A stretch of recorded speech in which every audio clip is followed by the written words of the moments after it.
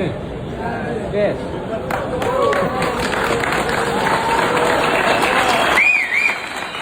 Mütləq döyüş çempionatında qələbə qazanan Azərbaycan təmsilçisi Tofiq Musayev Bakıda coşqu ilə qarşılanıb. O, bugün səhər saatlarında döyüşün keçirildiyi ABŞ-dən ölkəmizə qayıdıb. Tofiq Musayevi hava limanında azarkeşlər və federasiya rəsmiləri qarşılayıb. Qeyd edək ki, Tofiq Musayev UFK-da Çilili İqnasio Bahamondesə qalib gəlib.